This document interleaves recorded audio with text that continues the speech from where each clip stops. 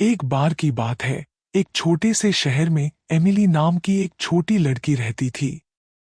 Emily हमेशा चुड़ैलों और राक्षसों की कहानियों से रोमांचित रहती थी जो उसके दादा उसे सुनाया करते थे। लेकिन उसने कभी नहीं सोचा था कि एक दिन उसे खुद कुछ ऐसा भयानक अनुभव होगा। यह एक अंधेरी और तूफानी रात थी और एमिली घर में अकेली थी।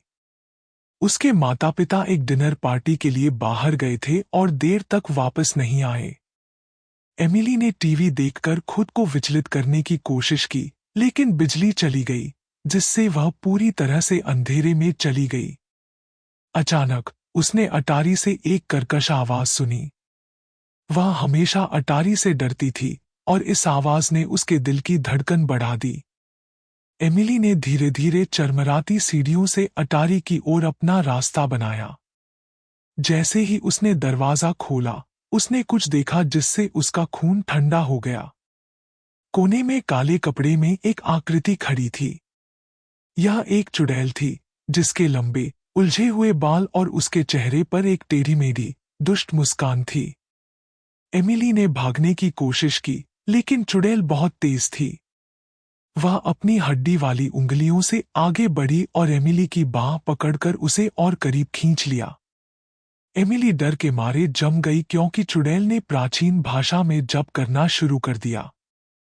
अचानक अटारी का दरवाजा खुल गया और एमिली के माता पिता दौड़कर अंदर आए। उन्हें लगा कि कुछ गड़बड़ है और वे जल्दी घर आ गए थे। चुड़ैल ने उनका सामना किया, उसकी आंखें गुस्से से चमक उठीं।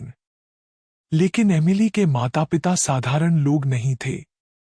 वे जादू टोने के विशेषज्ञ थे और वे जानते थे कि इस तरह की स्थिति से कैसे निपटा जाए। उन्होंने अपनी छड़ी निकाली और चुड़ैल पर जादू करना शुरू कर दिया, जो उनकी आंखों के सामने सिकुड़ने और मुरझाने लगी। अंत में चुड़ैल हार गई और एमिली के माता पिता अपनी भयभीत बेटी को आराम देने के लिए दौड़ पड़े।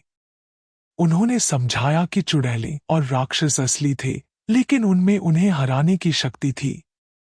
उस दिन से एमिली ने बहादुर बनना सीखा और अपने डर को कभी भी अपने ऊपर हावी नहीं होने दिया। और जहां तक जादूटोना की बात है, उसने उस नगर में फिर कभी किसी को परेशान नहीं किया।